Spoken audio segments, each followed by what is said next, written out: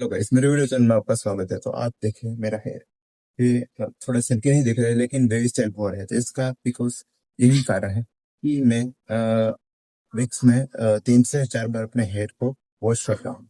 और स्पेशली मैं यूज करता हूँ रोजमेरी का एक जो होता है स्प्रे, मैं उसे यूज करता हूँ। और साथ में एक शैम्पू होता है, जो मैं ज्यादातर शैम्पू डव का यूज करता हूँ, क्योंकि उससे बाल एकदम सिल्की रहते हैं। तो मैं यही यूज करता हूँ। और साथ में मैं जब भी बाहर निकलता हूँ तब मैं एक स्प्रे बनाता हूँ, एक सॉल्ट का, और साथ में एक वाटर है, उसमें तो मैं सॉल्ट मिला देता हूँ। उसके बाद मैं 3 से 4 स्प्रे यूज करता हूँ पूरे हेयर में, तो उससे बाल थोड़े सिल्की हो जाता है। सो ऐसा होता है कि हम जब बाहर घूमने चलते हैं तो ऐसा कुछ होता है कि बाल हमारे एकदम अच्छे नहीं लगते। तो अगर वो यूज करते हैं तो एकदम बेस्ट तरीके से सभी तरीके रहते हैं और बाल बिखरता नहीं है।